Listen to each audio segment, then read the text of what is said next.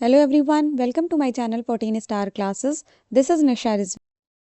तो आज हम लोग बीएड फर्स्ट सेमेस्टर का जो paper 1 philosophical and sociological perspective of education जो पढ़ रहे थे उसके यूनिट 4 तक हम लोग पार्ट 1 कंप्लीट किया। आज यूनिट 4 का पार्ट 2 है जिसमें हम लोग ये नई सामाजिक व्यवस्था या कहीं पे नव सामाजिक व्यवस्था या नियो सोशल सिस्टम से ये लिख करके आता है, इसको कंप्लीट कर देंगे तो आज हमारा ये पेपर 1 फुल कंप्लीट हो जाएगा। ठीक है, तो सबसे पहले जानते हैं कि नव सामाजिक व्यवस्था या फिर नियो सोशल सिस्टम क्या होता है। तो जो न्यू सोशल ऑर्डर है ये रेफर करता है सोसाइटी के लिए जहाँ पर सोशल जस्टिस हो, इक्वालिटी हो, इक्वल अपॉर्चुनिटी हर किसी के लिए हो, जहाँ पे कोई भेदभाव ना हो उसकी कास्ट के बेस पे, रिलीजन के बेस पे या जेंडर के बेस पे, और जहाँ पर हर इंडिविजुअल या और सोसाइटी वो इंस्ट्रूमेंटल हो एक दूसरे से, ठीक है, एक दूसरे के डेवलपमेंट से, as oppose to the ideas of social order. कौन कौन से? सोशल, इकोनॉमिक, पॉलिटिकल जस्टिस और सोशल स्ट्राटिफिकेशन किसके? इंडियन कॉन्स्टिट्यूशन के।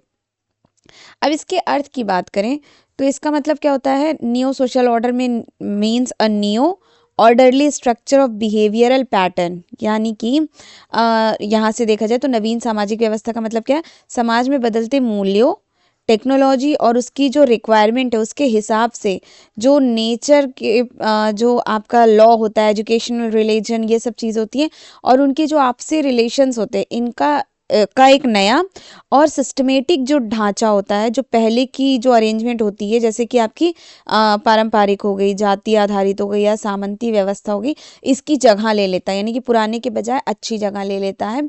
और जिसका मेन ऑब्जेक्टिव क्या होता है? मॉडर्नाइजेशन, इक्वालिटी और राइट्स जो है ह्यूमन के, ये सब हैं। ठीक है, जहाँ पे डिजिटल जुड़ाव, बदलते सामाजिक मानदंड और प्रगतिशील विचार क्या होते हैं?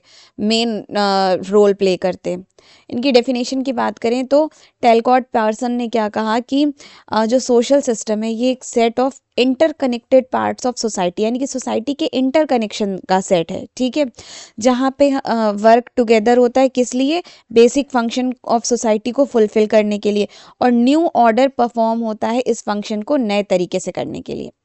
ठीक है, और इसको मॉडर्न पर्सपेक्टिव से कहें तो न्यू सोशल ऑर्डर जो है वो सेट है ऑर्गेनाइज्ड पैराडाइगम्स और interaction that emerge to ensure, किसको इमर्ज करता है? स्टेबिलिटी, प्रोग्रेस और इंडिविजुअल राइट। कहाँ पे? मॉडर्न में और टेक्नोलॉजिकली एडवांस्ड जो हो गए या ग्लोबलाइज्ड सोसाइटीज़ हो गए हैं जहाँ पे ट्रेडिशन रूल चेंज हो गया है, नया बन गया है और मोर फ्लेक्सिबल हो गया है।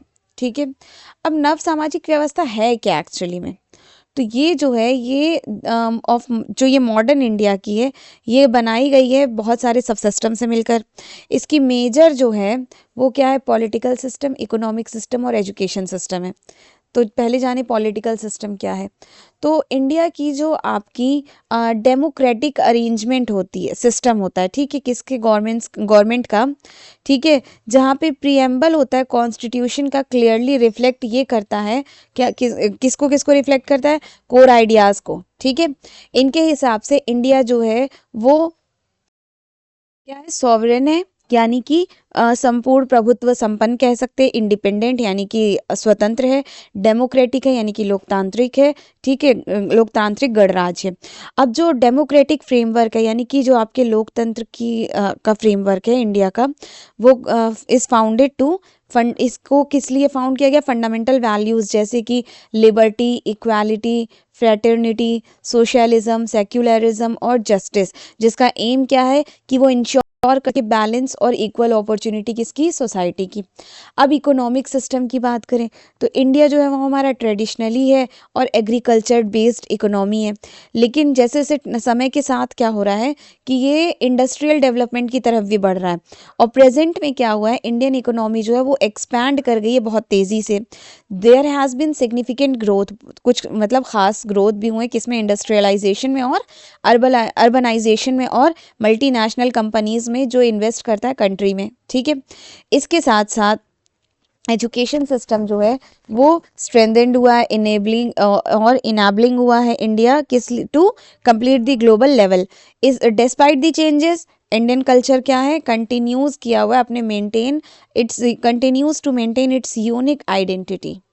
नेक्स्ट हमारा एजुकेशन सिस्टम। एजुकेशन क्या करता है, एक क्रूशियल रोल प्ले करता है bringing about social changes in society, यानी कि सोसाइटी में एक क्रूशियल रोल प्ले करता है चेंजिंग लाने के लिए। इन इंडिया में as well as education has contributed significantly to positive social transformation. ठीक है, यानी कि एक पॉजिटिव उसका जो सोसाइटी का ट्रांसफॉर्मेशन और वो पॉजिटिव चेंज कर रहा है। ठीक है, एजुकेशन और सोशल सिस्टम ये दोनों इंटरडिपेंडेंट है, जबकि सोशल कंडीशन जो है वो इन्फ्लुएंस करता है एजुकेशन पे। Education in turn promotes awareness, equality और ओवरऑल सोशल डेवलपमेंट। अब इंडियन कॉन्स्टिट्यूशन और सोसाइटी की बात करें तो जो वर्ड कॉन्स्टिट्यूशन ये दो वर्ड से मिलकर के बना हुआ है। ठीक है, even and statue. The meaning of equality is equality and the meaning of law is the rule law. इसका मतलब दैट इज रूल्स और रेगुलेशन जो अप्लाई हो इक्वली हर एक सिटीजन पे, वही क्या कहलाता है आपका कॉन्स्टिट्यूशन। ठीक है, कॉन्स्टिट्यूशन को हम लोग is called the constitution in English which is made up of Latin language constituere। ठीक है, जिसका मतलब क्या होता है, प्रिंसिपल ऑफ गवर्निंग, यानी कि शासन करने वाला सिद्धांत। कॉन्स्टिट्यूशन का मतलब क्या होता है, यूनिवर्सल और परमानेंट कोड। किसके लिए कोड, किसका, कंडक्ट का, जो कि सर्व करे corner stone of the building operation और judiciary of a country, organisation और कम्युनिटी। अब हमारे इंडिया का एक प्रियम्बल है, हम सबको पता है, ये आप लोग पढ़ लीजिएगा। हिंदी वाले हिंदी को याद करेंगे, इंग्लिश वाले इंग्लिश को याद करेंगे। तो भारतीय संविधान की विशेषता क्या है, feature of the Indian constitution क्या है कि ये जो है दुनिया का सबसे बड़ा संविधान है। ठीक है, फंडामेंटल कॉन्स्टिट्यूशन है, सॉरी, जिसके जो मेन जो रूप हैं वो क्या है, 395 का अनुच्छेद। ठीक है, यानी कि आर्टिकल नंबर 395 जिसका 22 पार्ट्स है, और आर्टिकल नंबर और 8th अनुसूची यानी कि स्केड्यूल थी, और अब बढ़कर कितने हो गए, 395 से 470 और 8 से 12 हो गए। इसमें जो मॉडिफिकेशन हुई है वो कुछ हद तक क्या हुई है, कठोर हुई है, स्पेशली मेजॉरिटी, और कुछ हद तक लचीली यानी कि फ्लेक्सिबल भी हुई है, जिससे इसमें क्या हुआ, बदलाव करना आसान और कठिन दोनों है। ठीक है, ये जो है आपका सेंट्रल और स्टेट के बीच के जो आपके वो हैं पावर्स, उनका बंटवारा करता है, लेकिन इमरजेंसी या किसी अदर सिचुएशन में ये यूनिटी भी दिखाता है। ठीक है, पार्लियामेंट फॉर्म ऑफ गवर्नमेंट जो है वो एडॉप्ट करता है जहाँ पे executive is accountable to the legislature, यानी कि सरकार का जो संवैधानिक रूप स्वरूप अपनाया गया है, जिसमें कार्यपालिका विधायिका के प्रति जवाबदेही होती है।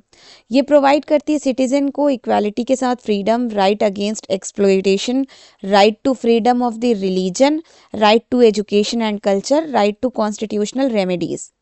ये सारी गाइडलाइन जो है स्टेट की, ये इंश्योर करती है सोशल और इकोनॉमिक जस्टिस को, जैसे कि स्टेब्लिशमेंट ऑफ वेलफेयर स्टेट। इसकी कुछ ड्यूटीज़ जो मेंशन की गई है सिटीजन्स के लिए, वो क्या क्या हैं, कॉन्स्टिट्यूशन वो फॉलो करती है कॉन्स्टिट्यूशन को, प्रोटेक्टिंग द कंट्री। स्टेट के पास कोई ऑफिशियल रिलीजन नहीं होता है, ये इक्वल रिस्पेक्ट देता है हर एक रिलीजन को। जुडिशरी जो है वो इंडिपेंडेंट है ऑफ एग्जीक्यूटिव, और जो लेजिस्लेचर है and is capable of interpreting the constitution and protecting the right of the citizens. All citizens aged 18 years, जो 18 साल से या उससे बड़े हैं, उनको राइट दिया गया वोट करने का, जो कि बेड रॉक ऑफ डेमोक्रेसी है, यानी कि लोकतंत्र का आधार है।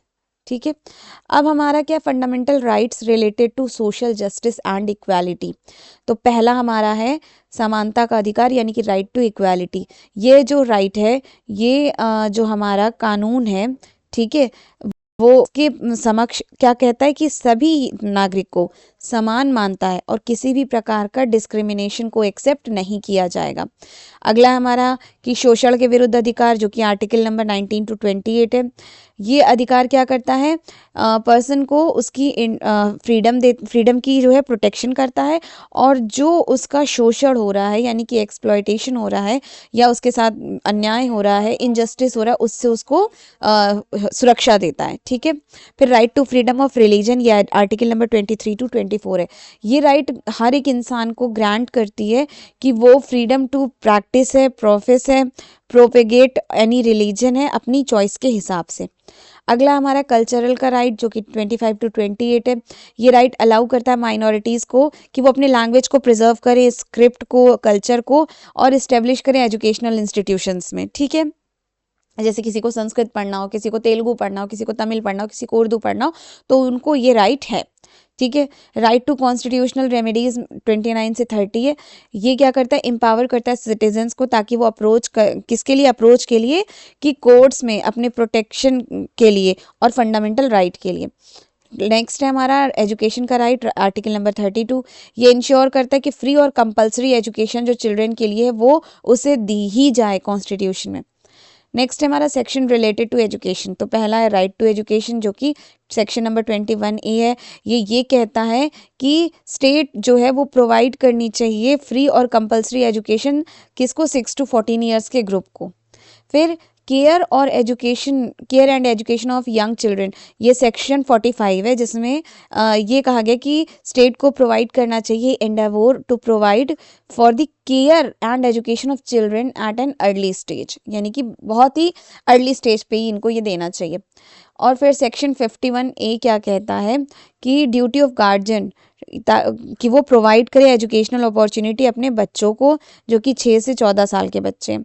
सेक्शन 28(2) क्या कहता है कि अगर इंस्टीट्यूशन रन हो रही है ट्रस्ट के जरिए, तो which is obliged to impart religious education and is run by the state, ये स्टेट के जरिए रन होना चाहिए, जैसे कि institution shall be exempted from the mandate of heads of section 21। ठीक है। फिर 28(3) जो सेक्शन है ये क्या कहता है कि प्रोहिबिशन ऑफ फोर्सिबल रिलीजियस, यानी कि इंसान के बिना एक्सेप्ट किए ज़बरदस्ती उस पर अपना धर्म नहीं डालना है। ठीक है।